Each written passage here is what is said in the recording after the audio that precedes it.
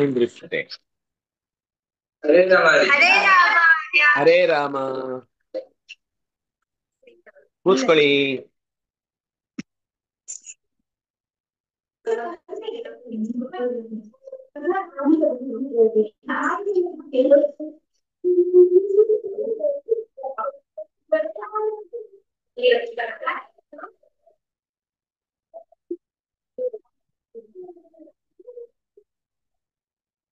ಹಾ, ಆಯ್ತಾಯ್ತು, ಊಟ ಆಯ್ತು ಅಂತ ಗೊತ್ತಾಯ್ತು.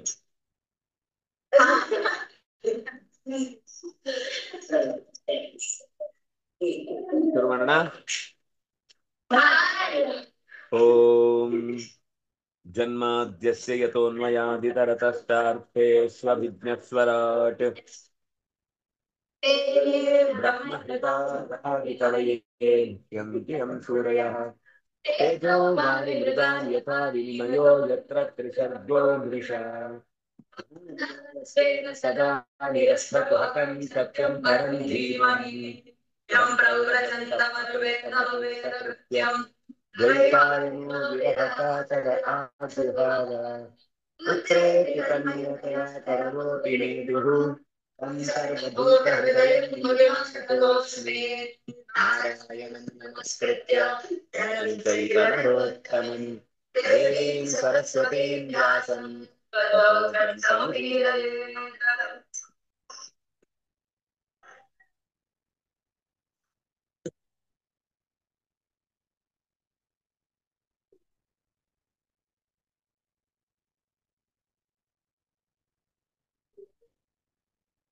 अद्य कथानुवादे सति किंचित पूर्व कथानुवाद ಇದೆಯಾ?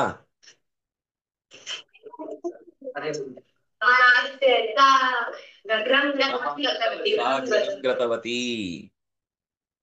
ಅಸ್ತು ಶೃಣ್ವಂತು ತಾವತ್.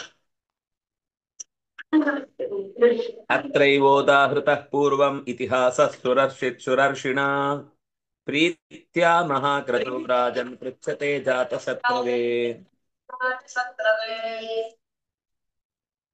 ಪ್ರತಿ ಯುಗದಲ್ಲೂ ಭಗವಂತ ತಾನು ಸೃಷ್ಟಿ ಮಾಡಿದ ಪ್ರಪಂಚದ ಉಳಿವಿಗೋಸ್ಕರ ಸಾತ್ವಿಕ ಶರೀರವುಳ್ಳಂತಹ ದೇವತೆಗಳನ್ನು ಅವರ ಭಕ್ತ್ಯಾದಿ ಗುಣಗಳಿಂದ ಇನ್ನಷ್ಟು ಹೆಚ್ಚು ಹೆಚ್ಚು ಸುಖಿಗಳನ್ನಾಗಿ ಮಾಡ್ತಾನೆ. ಸ್ವಾಭಾವಿಕವಾಗಿ ಭಗವಂತನಿಗೆ ಸುರರು ಪ್ರಿಯ, ಅಸುರರು ಅಪ್ರಿಯ ಅನ್ನುವ ಈ ಲೆಕ್ಕಾಚಾರದಲ್ಲಿ ಯಾವತ್ತೂ ಜಗತ್ತು ನಡೆಯುವುದಿಲ್ಲ. ಅವರಲ್ಲಿರುವ ಧರ್ಮಾದಿ ಗುಣಗಳಿದ್ದಾಗ ಸುರರು ಪ್ರಿಯರಾಗ್ತಾರೆ. ಧರ್ಮಾದಿ ಗುಣಗಳಿಲ್ಲದೆ ಹೋದಾಗ ಅವರನ್ನೂ ಕೂಡ ಶಿಕ್ಷಿಸ್ತಾನೆ. ಇಂದ್ರ ಯಾವಾಗ ಕೃಷ್ಣಾವತಾರದ ಗೋಕುಲದಲ್ಲಿ ಮಳೆಯನ್ನ ಸುರಿಸಿದ್ನೋ ಆವಾಗ ಇಂದ್ರನ ಮರ್ಯಾದೆ ತೆಗೆದು ಬಿಟ್ಟ. 7 ದಿವಸ ಕೊಡೆ ತರ ಹಿಡ್ಕೊಂಡ್ಬಿಟ್ಟ. ಉಚ್ಚಿಲೀಂದ್ರ ಇವ ಅಂತ ಹೇಳುತ್ತೆ ಭಾಗವತ. ಉಚ್ಚಿಲೀಂದ್ರ ಅಂದ್ರೆ ನಾಯಿ ಕೊಡೆ ಹಿಡ್ಕೊಂಡಾಗಿ ಬೆಟ್ಟವನ್ನು ಹಿಡ್ಕೊಂಡು ಅವನ ಮಳೆಯನ್ನ ತಡೆದು ಬಿಟ್ಟ ಅಂತೆ. ಯಾಕಂದ್ರೆ ನಾಯಿ ಕೊಡೆ ಎತ್ತುದು ತುಂಬಾ ಸಣ್ಣ ಮಗುನು ಎತ್ತುತ್ತೆ. ಹಾಗೆ ಇಂದ್ರನು ಏನಂತಾರೆ ನಮ್ಮಲ್ಲಿ ಜೋರಾದ ಮಳೆಗೆ ಸುಮ್ಮನೆ ಒಂದು ಸಣ್ಣ ನಾಯಿ ಕೊಡೆ ಹೀಗೆ ಅಡ್ಡ ಇಟ್ಟು ಅದರಿಂದ ರಕ್ಷಣೆ ಕೊಟ್ಟು ಇಡೀ ಊರನ್ನೇ ಉಳಿಸ್ಕೊಂಡ. ನನ್ನನ್ನು ವಿರೋಧಿಸಿದವರನ್ನ ಮಟ್ಟ ಹಾಕಿ ನಿರ್ನಾಮ ಮಾಡಿ ಬಿಡ್ತೇನೆ ಅಂತ ಅನ್ನೋನಿಗೆ ಚೆನ್ನಾಗಿ 3 ನಾಮ ಬಿತ್ತಷ್ಟೆ. ಏನು ಉಪಯೋಗ ಆಗ್ಲಿಲ್ಲ, ಏನು ಅವನಿಗೆ ಗೆಲುವು ಸಿದ್ಧ ಆಗ್ಲಿಲ್ಲ. ಹಾಗೆ ದೇವತೆಗಳೂ ತಪ್ಪು ಮಾಡಿದಾಗ ಅವರನ್ನು ನಿಗ್ರಹಿಸ್ತಾನೆ. ರಾಕ್ಷಸರು ಸರಿಯಾದ ದಾರಿಯಲ್ಲಿ ಇದ್ದಾಗ ಅವರನ್ನು ಉದ್ಧರಿಸ್ತಾನೆ. ನಿಗ್ರಹಿಸುವುದು, ಉದ್ಧರಿಸುವುದು ಸಾತ್ವಿಕತೆ ಮತ್ತು ದುರ್ಗುಣಗಳ ಲೆಕ್ಕಾಚಾರದಲ್ಲಿ ಹೊರತು ಸುರರು ಆದ್ರಿಂದ ಇವರನ್ನೆಲ್ಲ ಉದ್ಧಾರ ಮಾಡ್ತೇನೆ, ಅಸುರರು ಆದ್ರಿಂದ ಇವರನ್ನೆಲ್ಲ ನಿಗ್ರಹ ಮಾಡ್ತೇನೆ. ನಿಗ್ರಹ ಅನುಗ್ರಹಕ್ಕೆ ಕಾರಣವಾದದ್ದು ಅವರು ಹುಟ್ಟಿದ ಜಾತಿ ಅಲ್ಲ, ಅವರ ಗುಣಧರ್ಮಗಳು ಅನ್ನೋದನ್ನ ನಿನಗೆ ಒಂದು ಇತಿಹಾಸದ ಕಥೆಯ ಮೂಲಕ ಹೇಳ್ತೇನೆ ಅಂತ ಹೇಳ್ತಾ ಧರ್ಮರಾಜ ಅಜಾತ ಶತ್ರು ಅವನಿಗೆ ಹೆಸರು ಧರ್ಮರಾಜನಿಗೆ. ಅಲ್ಲ, ಕೌರವರೆಲ್ಲ ಶತ್ರುಗಳಿದ್ರಲ್ವಾ ಅಂದ್ರೆ ಕೌರವರು ಶತ್ರುಗಳಿದ್ರು, ಆದ್ರೆ ಧರ್ಮರಾಜ ಯಾವತ್ತೂ ಕೂಡ ಅವರನ್ನ ಶತ್ರು ಅಂತ ಪರಿಗಣಿಸಿರ್ಲಿಲ್ಲ. ಹಾಗಾಗಿ ಅಜಾತ ಶತ್ರುವಿನ ಒಂದು ಪ್ರಶ್ನೆ ಇತ್ತು. ನಿನಗೀಗೇನ್ ಪ್ರಶ್ನೆ ಬಂತು ಪರೀಕ್ಷಿತ್ ಮಹಾರಾಜ? ಇದೇ ಪ್ರಶ್ನೆಯನ್ನ ರಾಜಸೂಯ ಯಾಗದಲ್ಲಿ ಧರ್ಮರಾಜ ನಾರದರ ಹತ್ರ ಇದೇ ರೀತಿಯ ಪ್ರಶ್ನೆಯನ್ನ ಕೇಳ್ತಾರೆ. ಇದಕ್ಕೆ ಏನು ಉತ್ತರ ಕೊಟ್ರೋ ಅದೇ ಇತಿಹಾಸವನ್ನ ನಾನು ನಿನಗೆ ಹೇಳ್ತೇನೆ ಅಂತ ಶುಕಾಚಾರ್ಯರು ಪ್ರತಿಜ್ಞೆ ಮಾಡ್ತಾ ಇದ್ದಾರೆ. ದೃಷ್ಟ್ವಾ ಮಹಾದ್ಭುತಂ ರಾಜ ರಾಜಸೂಯೇ ಮಹಾಕ್ರತೌ ವಾಸುದೇವೇ ಭಗವತಿ ಸಾಯುಜ್ಯಂ ಚೇದಿ ಭೂಭುಜಃ ತತ್ರಾಸೀನಂ ಸುರ ಋಷಿಂ ರಾಜ ಪಾಂಡುಸುತಃ ಕ್ರತೌ ಪಪ್ರಚ್ಛ ವಿಸ್ಮಿತಮನಾಃ ಮುನೀನಾಂ ಸಿಂಹಚಾನಿದಂ. ರಾಜಸೂಯ ಯಾಗದಲ್ಲಿ ಕೃಷ್ಣನನ್ನ ಹೀನಾಯವಾಗಿ ಅವಮಾನ ಮಾಡುತ್ತಾನೆ. ಅಷ್ಟೇ ಅಲ್ಲ, ಅಗ್ರಪೂಜೆಗೆ ಉಳಿದವರು ಯಾರು ಅರ್ಹರಿಲ್ವೋ ಅಂತ ಉಳಿದವರನ್ನೆಲ್ಲ ಒಂಥರ ಪುಸಲಾಯಿಸ್ತಾನೆ. ಅಂದ್ರೆ ಅವರನ್ನೆಲ್ಲ ಯುದ್ಧಕ್ಕೆ ಸಿದ್ಧವಾಗುವಂತೆ ಪ್ರೇರೇಪಿಸ್ತಾನೆ. ಈ ಸಂದರ್ಭದಲ್ಲಿ ರಾಜಸೂಯ ಯಾಗಕ್ಕೆನೆ ತೊಡಕುಂಟಾಗುತ್ತೆ ಇವನು ಮಾಡ್ತಾ ಇರುವ ಈ ಅವ್ಯವಸ್ಥೆಯ ಕೆಲಸದಿಂದ. ಇಲ್ಲಿ ತನಕ ಚೆನ್ನಾಗಾಗಿ ಮುಕ್ತಾಯ ಆಗುವಾಗ ಇವನಿಂದ ಉಪದ್ರ ಆಗಬಾರದು ಅಂತ ಹೇಳಿ ಕೃಷ್ಣ ಅವನನ್ನು ಚಕ್ರದಿಂದ ತಲೆ ಕತ್ತರಿಸಿ ಬೀಳಿಸಿದ.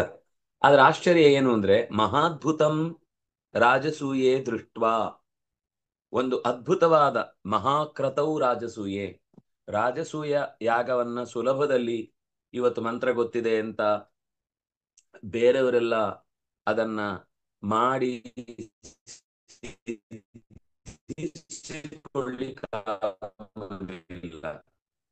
ಆ ಯಾಗ ಎಲ್ಲಾ ರಾಷ್ಟ್ರಗಳು ಎಲ್ಲಾ ರಾಜ್ಯಗಳು ಕೂಡ ಇವರ ಆಧಿಪತ್ಯವನ್ನ ಒಪ್ಪಿಕೊಂಡು ಅದಕ್ಕೆ ಕರವನ್ನ ಕಟ್ಟಬೇಕು, ಕೈ ಕೊಡ್ಲಿಕ್ಕಿಲ್ಲ, ಎಲ್ಲಾ ರೀತಿಯಲ್ಲಿ ಸಹಾಯವನ್ನು ಮಾಡಬೇಕು. ಹಾಗಾಗಿ ಕರವನ್ನ ಕಟ್ಟುವ ಹಿನ್ನೆಲೆಯ ಜೊತೆಗೆ ಅದಕ್ಕೆ ಅನೇಕ ರೀತಿ ರಿವಾಜುಗಳಿವೆ. ಇಂಥ ಪದಾರ್ಥಗಳಾಗಬೇಕು, ಈ ದಿಕ್ಕಿನಿಂದನೇ ತರಬೇಕು, ಇಂಥ ನದಿಗಳ ನೀರಾಗಬೇಕು, ಇಂಥ ಸಮುದ್ರದ ನೀರಾಗಬೇಕು, ಇಂಥ ಪ್ರದೇಶದ ಮಣ್ಣುಗಳು ಬೇಕು, ಇಷ್ಟು ಕಲಶಗಳಲ್ಲಿ ಇಂತಿಂಥ ಪದಾರ್ಥಗಳನ್ನ ತುಂಬಬೇಕು. ಅದರ ಲೆಕ್ಕಾಚಾರಗಳನ್ನೆಲ್ಲ ಸುಲಭದಲ್ಲಿ ನಾವು ಫುಲ್ಫಿಲ್ ಮಾಡುವುದು ಕಷ್ಟ. ಅದನ್ನ ತುಂಬಿಸುವುದು, ಆ ಕ್ರಮಾಂಗಗಳಲ್ಲಿ ಯಾವುದನ್ನು ತಪ್ಪಿಸದೆ ನಡೆಸುವುದು ಕಷ್ಟ. ಅದು ಅಂಥ ಮಹಾಮಹಿಮರಿಗೆ ಮಾತ್ರ ಸಾಧ್ಯವಾಗುವಂತಹ ಕೆಲಸ. ಅದಕ್ಕೆ ಮಹಾಕ್ರತು ಅನ್ನುವ ಶಬ್ದವನ್ನಲ್ಲಿ ಬಳಸಿದ್ರು. ಮಹಾಕ್ರತೌ ರಾಜಸೂಯೆ, ರಾಜ ಮಹಾದ್ಭುತಂ ದೃಷ್ಟ. ಏನು ಮಹಾದ್ಭುತ? ವಾಸುದೇವೇ ಭಗವತಿ ಛೇದಿ ಭೂಭುಜ ಸಾಯುಜ್ಯಂ ದೃಷ್ಟ. ಛೇದಿ ಭೂಭುಕ್ ಭೂಭುಕ್ ಛೇದಿ ಭೂಭುಕ್. ಭೂಭುಕ್ ಅಂದ್ರೆ ಭೂಮಿಯನ್ನ ಆಳುವವ. ಭೂಭುಕ್ ಭೂದಿ ಅನ್ನುವ ಭೂಮಿಯನ್ನ ಆಳುವ ಶಿಶುಪಾಲನ ಶರೀರದ ಒಳಗಿರುವ ಜೀವ ಅದು ಹೋಗಿ ಕೃಷ್ಣನನ್ನ ಆವರಿಸಿಕೊಂಡಿತು, ಕೃಷ್ಣನ ಒಳಗೆ ಹೋಗಿ ಸೇರಿಕೊಂಡಿತು. ಅಂತಹ ಸಾಯುಜ್ಯವನ್ನ ನೋಡಿ ದೃಷ್ಟ ತತ್ರ ಆಸೀನಂ ಸುರಋಷಿಂ, ಅಲ್ಲೇ ಆಸೀನನಾಗಿದ್ದಂತಹ ಸುರಋಷಿಯಾದ ನಾರದರನ್ನು ಕುರಿತು ರಾಜ ಪಾಂಡುಸುತಃ ಪಪ್ರಚ್ಛ. ಮುನೀನಾಂ ಶೃಣ್ವತಾ ಮುನೀನಾಂ ಇದಂ ಪಪ್ರಚ್ಛ. ಹೇಗೆ ವಿಸ್ಮಿತಮನಾಹ. ಎಷ್ಟು ದುಷ್ಟ ಅಂದ್ರೆ ಅವನು ಇಡೀ ಜೀವಮಾನದಲ್ಲಿ ಜರಾಸಂಧನ ಪಡೆಯಲ್ಲೇ ಕಾಣಿಸಿಕೊಂಡವ, ಕೃಷ್ಣನಿಗೆ ವಿರುದ್ಧವಾದ ನೂರಾರು ಕಾರ್ಯಭಾರಗಳಲ್ಲಿ ತೊಡಗಿದವ. ಈಗಲಂತೂ ಸಭೆಯಲ್ಲಿ ಅವನ ಎಲ್ಲಾ ಒಳಿತಿನ ಕೆಲಸಗಳಿಗೂ ಕೂಡ ಒಂದು ಕೆಟ್ಟ ಮುಖವನ್ನ ಹಚ್ಚಿ ಜನಗಳಿಗೆಲ್ಲ ಕನ್ಫ್ಯೂಸ್ ಮಾಡಿದವ. ಏನ್ ಮಾಡಿದ್ದ ಅಂದ್ರೆ, ಕೃಷ್ಣನನ್ನ ನೀವು ಭಾರಿ ಮಹಾ ಮಹಾ ಮಹಾ ವ್ಯಕ್ತಿ ಅಂತ ಹೇಳ್ತಿರಲ್ಲ, ಅವನು ಹುಟ್ಟಿದ ತಕ್ಷಣ ಮಾಡಿದ್ದೆ ಒಂದು ಹೆಣ್ಣಿನ ಕೊಲೆ. ನೀವು ಭಾರಿ ಹೆಣ್ಣು ಮಕ್ಕಳ ಮೇಲೆ ಅವನಿಗೆ ಗೌರವ ಪ್ರೀತಿ ಅಬಾಬಾಬಾ ಏನೇನು ಹೊಗಳ್ತೀರಿ ನೀವು ಅವನನ್ನ. ಆದ್ರೆ ಅವನು ಹುಟ್ಟಿದ ತಕ್ಷಣ ಒಂದು ತಾಯಿಯನ್ನ ಕೊಂದಿದ್ದಾನೆ. ತಾಯಿ ಪಾಪ ಎದೆ ಹಾಲು ಕೊಟ್ಟು ಮಗುವನ್ನ ಪ್ರೀತಿಸೋಣ ಅಂತ ಬಂದ್ರೆ ಅವನು ಮಾಡಿದ ಕೆಲಸ ಅವಳನ್ನು ಕೊಂದಿದ್ದಾನೆ. ಅಷ್ಟೇ ಅಲ್ಲ, ನೀವು ಇನ್ನೇನೇನೋ ಹೇಳ್ಬೇಡಿ, ಕೃಷ್ಣನ ಬಗ್ಗೆ ನಾನು ಹೇಳ್ತೇನೆ ಕೇಳಿ. ಇದೆಲ್ಲ ನಿಜವಾದ ಗುಟ್ಟು ನಮ್ಮಂತವ್ರಿಗೆ ಮಾತ್ರ ಗೊತ್ತಿರುತ್ತೆ. ಪಾಪ ಜನಸಾಮಾನ್ಯರು ಪೇಪರ್ ಓದಿ ಅದೇ ಸತ್ಯ ಅಂತ ತಿಳ್ಕೊಂಡಿರ್ತಾರೆ. ಆದ್ರೆ ನಿಜವಾದ ಒಳಗಿನ ಘಟನೆ ಏನು ನಾನು ಹೇಳ್ತೇನೆ. ಅವನು ಯಾವುದೋ ಭಾರಿ ಕರುಗಳಿಗೆ ಹಸುಗಳಿಗೆ ಪ್ರಿಯ ಅಂತ ಹೇಳ್ತಿದ್ದ. ಅವನ್ ಚಿಕ್ಕವನಿದ್ದಾಗ್ಲೇ ಒಂದು ಕರು ಅವನ ಆಶ್ರಯದಲ್ಲಿದ್ದಾಗ ಒಂದು ಕರುವನ್ನ ತಲೆ ಹಿಡಿದು ಅದನ್ನ ನೆಲಕ್ಕೆ ಹೊಡೆದು ಕೊಂದಿದ್ದಾನೆ. ಕರು ಮಾತ್ರ ಅಲ್ಲ, ಒಂದು ಗೂಳಿಯನ್ನು ಕೂಡ ಕೊಂದಿದ್ದಾನೆ ಅವನು. ಹಕ್ಕಿಗಳನ್ನು ಬಿಟ್ಟಿಲ್ಲ. ಯಾವುದೋ ಬಕ ಅನ್ನೋ ಒಂದು ಹಕ್ಕಿಯನ್ನು ಕೊಂದು ಹಾಕಿದ್ದಾನೆ. ಋಷಭ ಅನ್ನುವ ಗೂಳಿಯನ್ನು ಕೊಂದಿದ್ದಾನೆ. ಅದ್ಯಾವುದೋ ಒಂದು ಸ್ವಯಂವರಕ್ಕೆ ಹೋದಾಗ 7 ಗೂಳಿಗಳನ್ನ ಕೊಂದು ಹಾಕಿದ್ದಾನೆ. ಒಂದೆರಡಲ್ಲ. ನೀವು ನೋಡಿದ್ರೆ ಮತ್ತೆ ಗೋಪಿ ಜನಪ್ರಿಯ, ಗೋಪಾಲ ಪ್ರಿಯ, ಗೋಪಪ್ರಿಯ, ಗೋಪ್ರಿಯ ಅಂತೆಲ್ಲ ದೊಡ್ಡ ದೊಡ್ಡ ಶಬ್ದಗಳನ್ನ ಹಾಕಿ ಅವನನ್ನು ಆಕಾಶದಲ್ಲಿ ಕುಡಿದೆ. ಆಮೇಲೆ ಯಾವುದೋ ಒಂದು ಸಣ್ಣ ಬಂಡೆಯನ್ನ ಎತ್ತಿ ಹಿಡ್ಕೊಂಡ ಅಂತ ಹೇಳಿ ಅವನನ್ನು ಏನು ಬೆಟ್ಟ ಎತ್ತಿ ಬಿಟ್ಟ ಅಂತ ಹೇಳ್ಬಿಟ್ಟಿದ್ದಾರೆ ಎಲ್ಲ. ಯಾರಾದ್ರೂ ಪ್ರೂಫ್ ಇದೆಯಾ? ಅವನೇನಾದ್ರೂ ಮಾಡಿದ್ದಕ್ಕೆ ಫೋಟೋ ಇದೆಯಾ ಅವನ್ ಬಂಡೆನೇ ಎತ್ತಿದ್ದು ಅಂತ? ಸುಮ್ನೆ ಕತೆ ಹೇಳಿದ್ದು. ಏನೋ 4 ಹನಿ ಮಳೆ ಬಂದದ್ದನ್ನೋ, ಪುಷ್ಕರ ವರ್ತಕ, ಮೇಘ ಸಂವರ್ತಕ, ಏನೇನೋ ದೊಡ್ಡ ಮಳೆ ಬಂತು, ಅದರಿಂದ ಕೃಷ್ಣ ಪಾರು ಮಾಡಿಬಿಟ್ಟ ಅಂತೆಲ್ಲ ಬೊಗಳೆ ಬಿಟ್ಟದ್ದು ಅಂತ ನಾವು ಏನ್ ಕತೆ ಕೇಳಿದ್ವೋ ಅದೇ ಕತೆಗೆ ಅವನ ದೃಷ್ಟಿ ಹೇಗಿತ್ತು, ಇವತ್ತು ಹೇಗೆ ಮಹಾ ಮಹಾ ಬುದ್ಧಿವಂತರು, ಬುದ್ಧಿಜೀವಿಗಳು ಅಂತ ಅನ್ನಿಸಿಕೊಂಡವರು ಕೃಷ್ಣನ ಕಥೆಗಳನ್ನು ಹೀಗಳಿತಾರೆ. ಅದರ ಮೊದಲ ಪ್ರವರ್ತಕ ಶಿಶುಪಾಲನೆ.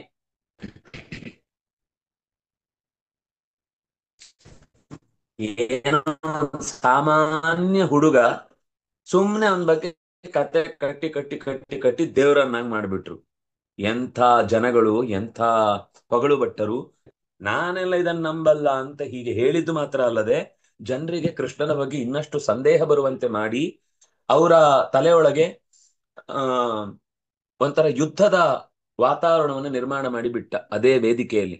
ಅದಕ್ಕೆ ಕೃಷ್ಣ ಅವನನ್ನು ಕೊಂದ. ಇಷ್ಟು ದುರಾತ್ಮ, ಅನೇಕ ಸಂಗತಿಗಳನ್ನ ಕೆಟ್ಟದಾಗಿ ಚಿತ್ರಿಸಿದವ ಕೃಷ್ಣನನ್ನು ಎಂದೂ ಕಣ್ಣಾರೆ ಅಥವಾ ಎದುರುಗಡೆ ನಿಂತು ಒಂದು ದಿವಸವೂ ಗೌರವಿಸದವ ಹೇಗೆ ಕೃಷ್ಣನ ಶರೀರದೊಳಗೆ ಅವನ ಜೀವಾತ್ಮ ಪ್ರವೇಶ ಮಾಡಿತು ಅನ್ನೋದು ಒಂದು ದೊಡ್ಡ ಕುತೂಹಲ ಆಗಿ ಬಿಟ್ಟಿತ್ತು. ಮತ್ತೆ ಕೃಷ್ಣನ ಬಗ್ಗೆ ಮತ್ತು ಶಿಶುಪಾಲನ ಬಗ್ಗೆ ಒಂದು ಅಸಂಬದ್ಧ ಕಥೆ ಇದೆ. ಅದು ಯಕ್ಷಗಾನಗಳಲ್ಲೆಲ್ಲ ಸಾಮಾನ್ಯ ಬರುತ್ತೆ. ಇತಿಹಾಸ ಅಂತ ನಂಬುದು ತಪ್ಪು. ಕೇವಲ ಕಥೆಯಾಗಿ ಎಲ್ಲೋ ಕೇಳಬೇಕು, ಎರಡು ಕಿವಿ ಇರುವುದು ಅಲ್ಲೇ ಸಾರ್ಥಕ ಅಂತ ಬಿಡ್ಲಿಕ್ಕೊಂದು ಕೇಳ್ಲಿಕ್ಕೊಂದು ಅಂತ ಇಟ್ಕೊಳ್ಬೇಕಷ್ಟೆ. ಆದ್ರೆ ಅಂದ್ರೆ ಶಿಶುಪಾಲ ಚಿಕ್ಕವನಿದ್ದ ಅಂತೆ. ಅವನ ಅಂದ್ರೆ ಸೋದರತ್ತೆ ಮಗ. ಇನ್ನೊಂದು ಅಂದ್ರೆ ಕುಂತಿ ಇದ್ದ ಹಾಗೆ ವಸುದೇವನ ತಂಗಿಯ ಮಕ್ಕಳಲ್ಲಿ ಒಬ್ಬ. ಆ ಅಲ್ಲ, ಕುಂತಿಯ ಹಾಗೆ ಇನ್ನೂ ಯಾರೋ ಒಬ್ರು ಸೋದರತ್ತೆ ಇದ್ರು, ಅಲ್ಲಿ ಹುಟ್ಟಿದವ.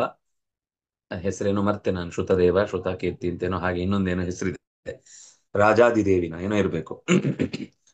ಆ ತಾಯಿಗೆ ಇವನು ಮಗುವಾಗಿ ಹುಟ್ಟಿದಾಗ ಇವನು ಹೋಗಿದ್ದಂತೆ. ಯಾರು? ಕೃಷ್ಣ. ಹುಟ್ಟುವಾಗ ಮಗು ಹೇಗಿತ್ತು ಅಂದ್ರೆ ಅದಕ್ಕೆ 4 ಕೈ 3 ಕಣ್ಣು ಎಲ್ಲ ಇತ್ತಂತೆ. ಕೃಷ್ಣ ಹೋದ ತಕ್ಷಣ ಅಂದ್ರೆ ಅಲ್ಲಿ ಏನ್ ಹೇಳಿದ್ರು ಅಂದ್ರೆ, ಅಯ್ಯೋ ಇದೇನ್ ಹೀಗೆ ಹುಟ್ಟಿದೆ ಅಂತ ಹೇಳಿದ್ದಕ್ಕೆ, ಯಾರ ಕೈಗೆ ಈ ಮಗು ಬಂದಾಗ ಅದರ 3ನೇ ಕಣ್ಣು ಮುಚ್ಚಿ 4 ಕೈಗಳು ಹೋಗಿ 2 ಕೈಗಳಾಗ್ತಾವೋ ಅದೇ ವ್ಯಕ್ತಿಯ ಕೈಯಿಂದ ಈ ಮಗುವಿಗೆ ಸಾವು ಅಂತ ಹೇಳಿದ್ರಂತೆ. ಇವನು ಹೋದಂತೆ, ಎತ್ಕೊಂಡಂತೆ, ಕೈ ಹೋಯ್ತಂತೆ, ಕಣ್ಣು ಹೋಯ್ತಂತೆ. ಆದ್ರಿಂದಾಗಿ ಅವಳು ಕೇಳಿದ್ಲಂತೆ, ಅಯ್ಯೋ ನನ್ ಮಗು ನಿನ್ ಕೈಯಲ್ಲಿ ಸಾವು ಅಂತ ಹೇಳ್ಬಿಟ್ಟಿದಾರಮ್ಮ, ದಯವಿಟ್ಟು ಕೊಲ್ಬೇಡ ಕೊಲ್ಬೇಡ ಕೊಲ್ಬೇಡ ಅಂತ ಕೇಳಿದ್ಲಂತೆ. ಇವನು ಇಲ್ಲಿ ತನಕ 100 ತಪ್ಪು ಮಾಡ್ತಾನೆ, ಅಲ್ಲಿ ತನಕ ನಾನು ಅವನು ಸಹಿಸ್ಕೋತೇನೆ ಹಾಗೆ ಹೇಳಿ 1 ಗಂಟೆಯಲ್ಲೇ 100 ತಪ್ಪಾಗುತ್ತೆ. ಅವನು ಈ 70 ವರ್ಷದ ತನಕ ಅಥವಾ 65 ವರ್ಷದ ತನಕ ವರ್ಷಕ್ಕೆ 1 ತಪ್ಪು ಮಾಡಲ್ವಾ ವ್ಯಕ್ತಿ? ಅಲ್ಲಿಗೆ ಬಂದಾಗ 99 100 ಅಂತ ಹೇಳಿದಂತೆ ಆಗ ಕೊಂದ್ಬಿಟ್ ನಾನು. ಇದು ಕತೆ. ಆದ್ರೆ ಇದರಲ್ಲಿ ತುಂಬಾ ವ್ಯಥೆ ಇದೆ. ಏನ್ ವ್ಯಥೆ ಅಂದ್ರೆ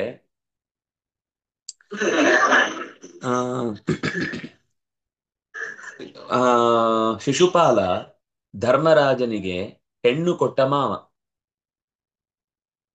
ಶಿಶುಪಾಲ ಧರ್ಮರಾಜನಿಗೆ ಹೆಣ್ಣು ಕೊಟ್ಟ ಮಾವ. ಅಂದ್ರೆ ಮಿನಿಮಮ್ ಒಂದು ಹೆಣ್ಣು ಕೊಡ್ಬೇಕು ಅಂತಂದ್ರೆ ಒಂದು 25 ವರ್ಷ ಆದ್ರೂ ದೊಡ್ಡವನಿರ್ಬೇಕು ಧರ್ಮರಾಜನಿಗಿಂತ, ಅಲ್ವಾ? ಧರ್ಮರಾಜನಿಗೆ ಆಗುವಂತ ಒಂದು ಹೆಣ್ಣು ಕೊಡ್ಬೇಕು ಅಂದ್ರೆ ಅವನಿಗೊಂದು 20 ವರ್ಷ ಆದ್ರೂ ದೊಡ್ಡವನಿರ್ಬೇಕಲ್ವಾ? ಹಾಗಾಗಿ ಆ 20 ವರ್ಷ ದೊಡ್ಡವನು ಅಂತಂದ್ರೆ ಸ್ವಾರಸ್ಯ, ಧರ್ಮರಾಜನಿಗಿಂತ ಕೃಷ್ಣ 1.5 ವರ್ಷ ಚಿಕ್ಕವ. 1.5 ವರ್ಷ ಕೃಷ್ಣನಿಗಿಂತ ಚಿಕ್ಕವನಾದವನು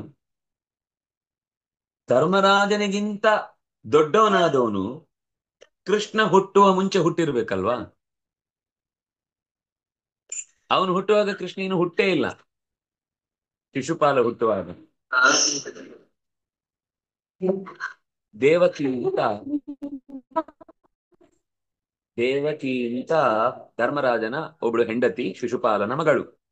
ಅದರಿಂದಾಗಿ ಮಗಳನ್ನ ಕೊಡುವಷ್ಟು ದೊಡ್ಡ ವ್ಯಕ್ತಿತ್ವ ಇರುವವನು ಧರ್ಮರಾಜನಿಗಿಂತ ದೊಡ್ಡವನು. ದೊಡ್ಡವನು ಅಂತ ಅಂದ ಮೇಲೆ ಧರ್ಮರಾಜ ಕೃಷ್ಣನಿಗಿಂತ 1.5 ವರ್ಷ ಚಿಕ್ಕವನು. ಹಾಗಿದ್ದಾಗ ಶಿಶುಪಾಲನ ಹುಟ್ಟಿನ ದಿವಸ ಕೃಷ್ಣ ಬರುದೇನು, ಕೈ ಎತ್ಕೊಳ್ಳುವುದೇನು, ಅದೂ ಬಿಡಿ. ಒಬ್ಬ ವ್ಯಕ್ತಿ ಒಂದು 60 ವರ್ಷದಲ್ಲಿ ಬರೀ 100 ತಪ್ಪು ಮಾಡುದಾ? ನಾವು ಎದ್ರೆ ಕೂತ್ರೆ 100 ತಪ್ಪಾಗಿರುತ್ತೆ ನಮ್ಮ ಕೈಯಲ್ಲಿ. ಹಾಗಾಗಿ ನಮ್ಮ ತಪ್ಪು ಹಾಗೆ ಒಂದು ವೇಳೆ ನಮ್ಗೆ ಇಡೀ ಆಯುಷ್ಯದಲ್ಲಿ 100 ತಪ್ಪಾಗಿದ್ರೆ ನಮ್ಗೆ ಪಾಪವೇ ಬರ್ತಿರ್ಲಿಲ್ಲ, ನರಕಕ್ಕೆ ಕೆಲಸವೇ ಇರ್ತಿರ್ಲಿಲ್ಲ ಯಾರಿಗೂ. ಸರಿ, ಹಾಗಾಗಿ ಎಲ್ಲಾ ಮುನಿಗಳು ಎದುರುಗೊಂಡಿರುವ ಹೊತ್ತಿನಲ್ಲೇ ಧರ್ಮರಾಜ ಈ ಪ್ರಶ್ನೆಯನ್ನ ನೇರವಾಗಿ ನಾರದರಿಗೆ ಕೇಳುತ್ತಾನೆ. ಇದು ಹೇಗೆ ಸಾಧ್ಯ ಆಯಿತು? ಅಹೋ ಹ್ಯತ್ಪದ್ಭುತಂ ಹೇತತ್ ದುರ್ಲಭೈ ಕಾಂತಿನಾಮಪಿ ಪರೇ ತತ್ವೇ ಪ್ರಾಪ್ತಿಶ್ಚೈದ್ಯಸ್ಯ ವಿದ್ವಿಷಃ. ಅಹೋ, ಇದು ಅದ್ಭುತ, ಇದು ಅದ್ಭುತ. ಪರತತ್ವವೆನಿಸಿದ ವಾಸುದೇವನಲ್ಲಿ ಈ ಛೇದಿ ರಾಜ ಶಿಶುಪಾಲ ಹೊಕ್ಕು ಬಿಟ್ನಲ್ವಾ? ಪರಮ ಭಾಗವತೋತ್ತಮರಿಗೂ ಕೂಡ ಕೃಷ್ಣನ ನೆಲೆ ಸಿಗುವುದು ಕಷ್ಟ, ಕೃಷ್ಣನ ಸಾಯುಜ್ಯ ಸಾನ್ನಿಧ್ಯ ಸಿಗುವುದು ಕಷ್ಟ. ಅಂಥದ್ದು ಇವನಿಗೆ ದ್ವೇಷಿಯಾದವನು, ವಿದ್ವಿಷಃ, ಅತ್ಯಂತ ಮೈ ತುಂಬ ಬರೀ ದ್ವೇಷನೇ ಇದ್ದದ್ದವನಲ್ಲಿ. ಅಂತಹ ಭಾಗಿಯಾದಂತಹ ಶಿಶುಪಾಲನಿಗೆ ಕೃಷ್ಣನಲ್ಲಿ ಸಾಯುಜ್ಯ ಅಂದ್ರೆ ಏನು ಅಂದ್ರೆ, ಕೃಷ್ಣ ಅಥವಾ ಭಗವಂತ ಇರುವ ಜಾಗದಲ್ಲೇ ಅವರಿಗೂ ಇರ್ಲಿಕ್ಕೆ ಜಾಗ ಇರುತ್ತೆ. ಕೃಷ್ಣ ನೋಡ್ತಾ ಇದ್ರೆ ಅವನ್ ಕಣ್ಣಲ್ಲೇ ಇವನು ನೋಡ್ತಾನೆ, ಕೃಷ್ಣ ಕೇಳ್ತಾ ಇದ್ರೆ ಅವನ್ ಕಿವಿಯಲ್ಲೇ ಇವನಿಗೂ ಕೇಳಿಸತ್ತೆ, ಕೃಷ್ಣ ಕೈಯಲ್ಲಿ ಎತ್ತಿ ಕೊಟ್ರೆ ಇವನ್ ಕೈಯೂ ಅಲ್ಲೇ ಇರುತ್ತೆ, ಇವನಿಗೂ ಅದು ಎತ್ತಿದ ಅನುಭವ ಆಗುತ್ತೆ. ಈಗ ಅದಕ್ಕೆ ಒಂದು ಮೋಕ್ಷದಲ್ಲಿ ಒಂದು ವಿಶಿಷ್ಟವಾದ ಸ್ಥಾನ ಅದು. ಅಂಥದ್ದೊಂದು ಸ್ಥಾನ, ಅದು 4 ಕ್ರಮ ಇದೆ: ಸಾಲೋಕ್ಯ, ಸಾರೂಪ್ಯ, ಸಾಯುಜ್ಯ, ಸಾಮೀಪ್ಯ, ಸಾಯುಜ್ಯ ಅಂತ. ಸಾಯುಜ್ಯ ಅನ್ನೋದು ಮೋಕ್ಷ ಅನ್ನೋ ಅರ್ಥದಲ್ಲಿ ಅಷ್ಟೇ ಹೇಳುದಿಲ್ಲಿ. ಸಾಲೋಕ್ಯ ಅಂದ್ರೆ ದೇವರು ಇರುವ ಊರಲ್ಲಿ ಇರ್ಲಿಕ್ಕೆ ಜಾಗ ಇರುತ್ತೆ. ಸಾಮೀಪ್ಯ ಅಂದ್ರೆ ಆ ದೇವರ ವೈಕುಂಠದ ಕಾಂಪೌಂಡ್ ಒಳಗೆ ಇರ್ಲಿಕ್ಕೆ ಅವಕಾಶ ಇರುತ್ತೆ, ಕಾಣಿಸ್ತಿರುತ್ತೆ ಸಾಮೀಪ್ಯ. ಸಾರೂಪ್ಯ ಅಂದ್ರೆ ಇನ್ನೂ ಒಳಗೆ ಬಾಗಿಲ್ ಹತ್ರ ಎಲ್ಲ ನಿಂತಿರ್ತಾರಲ್ಲ ನೀವು ದೇವಸ್ಥಾನಗಳಲ್ಲೆಲ್ಲ, 2 4 ಕೈ ಇರುವ ಜಯ ವಿಜಯರು ಆತರ ಎಲ್ಲ ಕಾಣಿಸುತ್ತಲ್ವಾ? ಆ ತರ ಸಾರೂಪ್ಯ. ದೇವರಿಗೆ ಹೇಗೆ ಶಂಖಚಕ್ರ ಗದಾ ಪದ್ಮ ಇದೆಯೋ ಹಾಗೆ ಇವರಿಗೂ ಶಂಖಚಕ್ರ ಗದಾ ಪದ್ಮ ಹಿಡ್ಕೊಂಡು ಓಡಾಡ್ಲಿಕ್ಕೆ ಇರುತ್ತೆ. ಅದು ನೆಕ್ಸ್ಟ್ ಲೆವೆಲ್. ಮೋಕ್ಷದಲ್ಲೂ ಲೆವೆಲ್ ಇದೆ. ಸಾಯುಜ್ಯ ಅಂದ್ರೆ ಭಗವಂತನ ಒಟ್ಟಿಗೆ ಇರುವುದು, ಭಗವಂತನಿಗಿಂತ ಬೇರೆಯಾಗಿರುವುದಲ್ಲ, ಭಗವಂತನ ಒಟ್ಟಿಗೆ ಇರುವುದು. ಅವ್ರು ಬೇರೆಯಾಗಿ ಹೋಗ್ಬೋದು, ಆದ್ರೆ ಬೇಕು ಅನ್ಸಿದ್ರೆ ದೇವರ ಕಣ್ಣಿನಿಂದಲೇ ನೋಡುದು, ದೇವರ ಬಾಯಲ್ಲೇ ತಿನ್ನುದು, ದೇವರ ಕಿವಿಯಲ್ಲೇ ಕೇಳುದು, ದೇವರ ಮೂಗಲ್ಲೇ ಮೂಸುದು, ಎಲ್ಲ ದೇವರ ಹತ್ರದಲ್ಲೇ ಇದೆಲ್ಲ ಕೆಲಸ ಮಾಡುದು. ಇದು ಒಂದು ಮೋಕ್ಷದ ಇನ್ನೊಂದು ಪೀಕ್ ಸ್ಟೇಜ್. ಇಲ್ಲಿ ಇವನಿಗೂ ಅಂತದ್ದು ಹೇಗ್ ಸಿಕ್ತು ಅನ್ನೋದು ಒಂದು ದೊಡ್ಡ ಪ್ರಶ್ನೆ. ಅದಕ್ಕೆ ಏತದ್ವೇದಿತುಮಿಚ್ಛಾಮ ಸರ್ವ ಏವ ವಯಂ ಮುನೆ ಭಗವನ್ನಿಂದಯಾವೇನೋ ದ್ವಿಜೈಸ್ತಮಚಿಪಾತಿತಃ.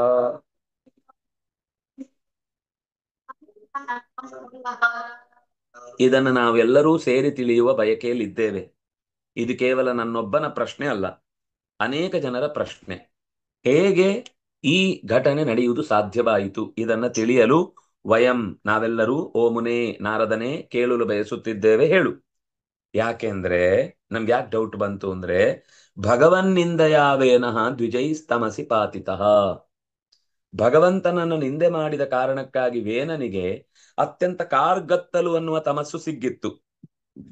ಅವನಲ್ಲೇ ಸಿಕ್ಕಾಕೊಂಡಿದ್ದ, ಅವನಿಗೆ ಬಿಡುಗಡೆ ಆಗ್ಲಿಲ್ಲ, ಮೋಕ್ಷ ಆಗ್ಲಿಲ್ಲ. ಯಾಕೆಂದ್ರೆ ಆ ವೇನ ಜಗತ್ತಿನಲ್ಲಿ ಎಲ್ಲರನ್ನೂ ಹಿಂಸಿಸಿ, ದೇವರನ್ನ ಒಪ್ಪುವವರ ನಾಲಿಗೆಯನ್ನ ಸೀಳಿ, ಕಣ್ಣನ್ನು ಕಿತ್ತು, ಕೈಕಾಲು ಕತ್ತರಿಸಿ ಎಸ್ತು ಬಿಟ್ಟಿದ್ದ.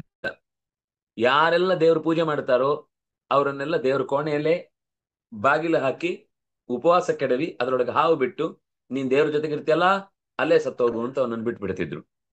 ಹೀಗೆಲ್ಲ ಕ್ರೂರಿಯಾಗಿ ತೀವ್ರವಾದ ಅನ್ಯಾಯ ಮಾಡಿದವನಿಗೆ ಕೊನೆಗೆ ಅವನು ಋಷಿಗಳಿಂದ ಶಪ್ತನಾಗಿ ಸುಟ್ಟೋಗಿ ಕತ್ತಲೆಯ ಲೋಕಕ್ಕೆ ಹೋಗಿ ಬಿದ್ದ, ಅಂಧನ್ ತಮಸ್ಸಿಗೆ ಬಿದ್ದ. ಅವನು ನಿಂದೆ ಮಾಡಿ ಅಂಧನ್ ತಮಸ್ಸಿಗೆ ಹೋದ, ಇವನು ನಿಂದೆ ಮಾಡಿ ಮೋಕ್ಷಕ್ಕೆ ಹೋದ್ನಲ್ವಾ? ಇದು ಕರೆಕ್ಟಾ? Is it right? ತಪ್ಪು.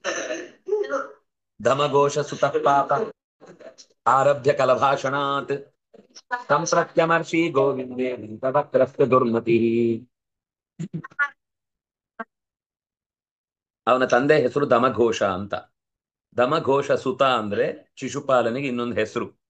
ಧಮಘೋಷ ಸುತನಾದ ಅತ್ಯಂತ ಪಾಪಿಷ್ಠನಾದ ಆ ವ್ಯಕ್ತಿ ಕಲಭಾಷಣಾತ್ ಆರಭ್ಯ, ಪುಟ್ಟ ಹುಡುಗನಾಗಿದ್ದಾಗದಿಂದ ಹಿಡಿದು, ಪುಟ್ಟ ಮಗುವ ಕಲ ಅಂದ್ರೆ ತೊದಲು ನುಡಿ ಆಡುವ ದಿನದಿಂದ ಹಿಡಿದು ಇವತ್ತಿನವರೆಗೂ ಒಂದು ಒಳ್ಳೆ ಮಾತಾಡಿದ್ದಿಲ್ಲ ಕೃಷ್ಣನ ಬಗ್ಗೆ.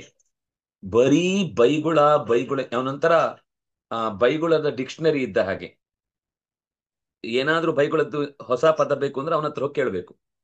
ಅಂತ ದುಷ್ಟ ಏನಂತ, ನಿಮ್ಗೆ ಎಷ್ಟು ಶಬ್ದಗಳು ಬೇಕೋ ಎಲ್ಲಾ ಶಬ್ದಗಳನ್ನು ಒಟ್ಟಿಗೆ ಹಾಕೊಳ್ಳಿ. ಅಂತಹ ದುಷ್ಟತಮನಾದವನು ಸಂಪ್ರತಿ ಈ ಹೊತ್ತಿಗೆ ಅಮರ್ಷೀ, ಸಿಟ್ಟಿನ ಮೂಟೆ, ಉದ್ದಿನ ಮೂಟೆ ಇದ್ದ ಹಾಗೆ ಇವನು, ಸಿಟ್ಟಿದ್ದೇ ಮೂಟೆ. ಇಂತಹ ಅಮರ್ಷಿ, ಯಾರಿಂದಲೂ ಸಹಿಸಲಾಗದವ, ಗೋವಿಂದನಲ್ಲಿ ಯಾವಾಗ್ಲೂ ದ್ವೇಷ ಸಾಧಿಸ್ತಾ ಇದ್ದವ.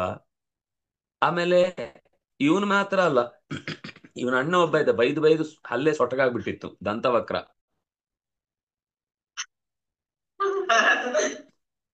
ದುರ್ಮತಿ. ಕೆಲವೊಮ್ಮೆ ದೇಹದ ವಿರೂಪ ಭಾವವನ್ನ ನಾವು ತಮಾಷೆ ಮಾಡಬಾರ್ದು, ಒಬ್ಬೊಬ್ರಿಗೆ ಒಂದೊಂದ್ ತರ ಇರುತ್ತೆ. ಆದ್ರೆ ದುರ್ಮತಿ ಅನ್ನೋದು ಬಹಳ ಮುಖ್ಯ. ಕೆಟ್ಟ ಬುದ್ಧಿ, ಕೆಟ್ಟ ಹಲ್ಲು.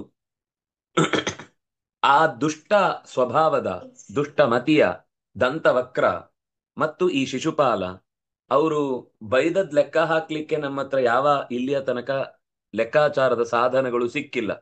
ಅದನ್ನ ತಂದಿಟ್ರೆ ಒಂದೇ ದಿವಸಕ್ಕೇನೆ ಸುಟ್ಟು ಭಸ್ಮ ಆಗೋಗುತ್ತದೆ. ನನ್ ಕೈಯಲ್ಲಿ ಇವ್ರದ್ದು ಲೆಕ್ಕ ಹಾಕ್ಲಿಕ್ಕೆ ಆಗಲ್ಲ ಪಾಪಗಳನ್ನ ಅಥವಾ ತಪ್ಪುಗಳನ್ನ ಅಂತ ದುಷ್ಟ್ರು ಇವರಿಬ್ರು. ಯಾರು? ದಂತವಕ್ರ ಮತ್ತೆ ಶಿಶುಪಾಲ.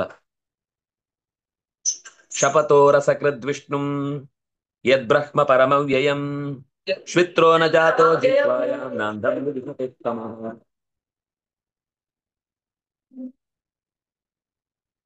ಅವಿನಾಶಿಯಾದ ಪರಂಬ್ರಹ್ಮನೆನಿಸಿದ ಪರಮಾತ್ಮ ಮಹಾವಿಷ್ಣುವಿನ ರೂಪವಾಗಿ ಬಂದಿರುವ ಶ್ರೀಕೃಷ್ಣನನ್ನು ಅಸಕೃತ್ ನೂರಾರು ಬಾರಿ ಶಪಥಃ ಬೈತಾ ನಿಂದೆ ಮಾಡುವುದೇ ಒಂದು ದೊಡ್ಡ ಉದ್ಯೋಗ ಅನ್ನುವ ಹಾಗೆ, ನಿಂದೇ ಉದ್ಯೋಗ ಇವರಿಗೆ, ಬೇರೆ ಏನ್ ಕೆಲಸವೇ ಇಲ್ಲ.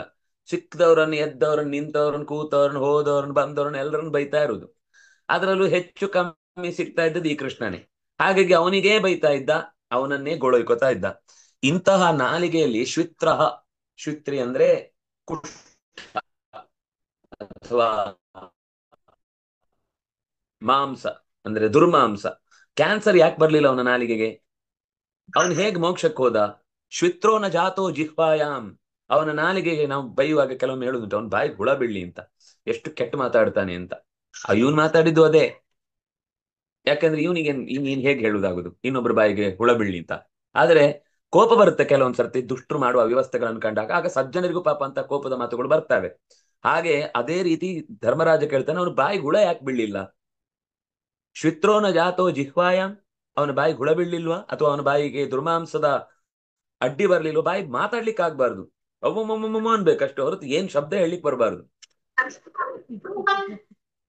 ಅಂತ ದುಸ್ಥಿತಿ. ಅಷ್ಟೇ ಅಲ್ಲ, ಅಂಧಂತಮಃ ನ ವಿವಿಶುಹು. ಯಾಕೆ ಅವನನ್ನು ಕತ್ತಲೆಯ ಕೋಣೆಯಲ್ಲಿ ಹಾಕಿ ಅವನನ್ನು ಕೊಳಸ್ಲಿಲ್ಲ? ಅಮ್ಮ ಅಂತ ಎಲ್ಲರ ಹತ್ರ ಕಿರ್ಚಿ ಒಂದ್ಸರ್ತಿ ಹೊರಗ್ ಬಿಡಿ ಅಂತ ಕೇಳುವಂತ ಕತ್ತಲೆಯ ಕೋಣೆಯಲ್ಲಿ ಹಾಕಿ ಅವನನ್ನ ಬಡದು ಬಿಡ್ಬೇಕಿತ್ತು. ಯಾಕೆ ಬಡಿಲಿಲ್ಲ? ಕಥಂ ತಸ್ಮಿನ್ ಭಗವತಿ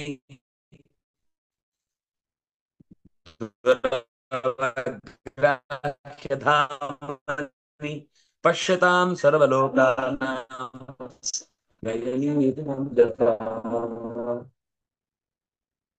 ಎಲ್ಲರೂ ನೋಡ್ತಾ ಇದ್ದಾನ. ಸೇರಿಕೊಂಡು ಬಿಟ್ಟ. ಆ ಭಗವಂತನಲ್ಲಿ ಅವನು ತನ್ನ ಸ್ಥಾನವನ್ನ ಪಡೆದ. ಅಂದ್ರೆ ಶಿಶುಪಾಲ ಇಲ್ಲಿ ಸತ್ತ ಶಿಶುಪಾಲ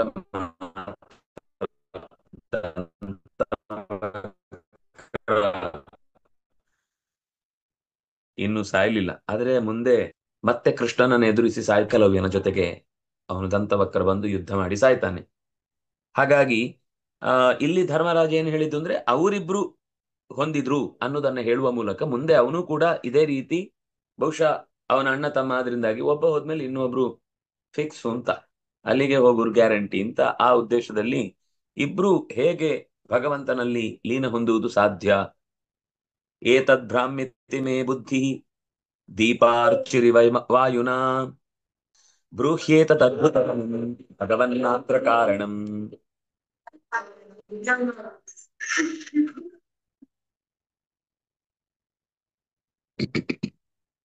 ಆ ಭಗವಂತನ ಈ ಕಾರುಣ್ಯವನ್ನು ನಾವು ಹೇಗೆ ಅರ್ಥ ಮಾಡ್ಕೊಳ್ಬೇಕು. ನನ್ನ ಮನಸ್ಸು ಭ್ರಾಮ್ಯತಿ, ಗಾಳಿಗೆ ಹೊಡೆದ ಬಾಳೆಯ ಗಿಡದ ಹಾಗೆ ಅದು ಆ ಕಡೆ ಈ ಕಡೆ ಆ ಕಡೆ ಈ ಕಡೆ ಎಲ್ಲ ಹರಿದು ಚಿತ್ರಾನ್ನ ಆಗ್ಬಿಟ್ಟಿದೆ ಎಲೆ. ಒಂದ್ ಎಲೆ ಇರುದಿಲ್ಲ, ಅದ ಆಮೇಲೆ 100 ತರ ಗರಿ ಗರಿ ಗರಿ ಗರಿ ಗರಿ ಗರಿಯಾಗಿ ಬಿಡಿಸ್ಕೊಂಡ್ ಬಿಡುತ್ತೆ. ಅಂದ್ರೆ ಅದು ಒಂಥರ ಮೊದ್ಲು ಒಂದೇ ಎಲೆ ಇರುತ್ತೆ, ಒಂದ್ಸರ್ತಿ ಜೋರು ಗಾಳಿ ಬೀಸಿ ಬಂದ್ಮೇಲೆ ಪೂರ್ತಿ ತೆಂಗಿನ ಮರ ತರ ಎಲ್ಲ ಗರಿ ಬಿಡಿಸ್ಕೊಂಡ್ಬಿಡುತ್ತೆ. ಹಾಗೆ ದೀಪಜ್ವಾಲೆಯ ಹಾಗೆ ಗಾಳಿಗೆ ದೀಪಜ್ವಾಲೆ ಬಂದ್ರೆ ಜೋರು ಅಲ್ಲಾಡ್ತಾ ಇರುತ್ತೆ, ಅದು ಒಂದ್ ಕಡೆ ಸ್ಥಿರವಾಗಿ ನಿಲ್ಲುದು. ನಮ್ಗೆ ಅಯ್ಯೋ ಆರೋಗುತ್ತೆ ಅಂತ ನಾವೇ ಗಾಬರಿ ಪಡುವ ಹಾಗಾಗುತ್ತೆ ಆ ದೀಪವನ್ನು ನೋಡಿ.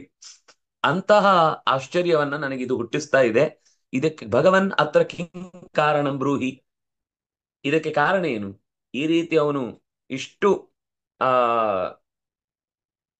ದೈವಿಕವಾದ ಸ್ಥಾನವನ್ನು ಹೊಂದಲಿಕ್ಕೆ ಅವನಿಗಿರುವ ಅರ್ಹತೆ ಆದ್ರೂ ಏನು? ದ್ವೇಷವೇ ಮೋಕ್ಷಕ್ಕೆ ಸಾಧನವೋ? ಸುಲಭ ಆಯ್ತು ಹಾಗಾದ್ರೆ ನಮ್ಗೆಲ್ಲ.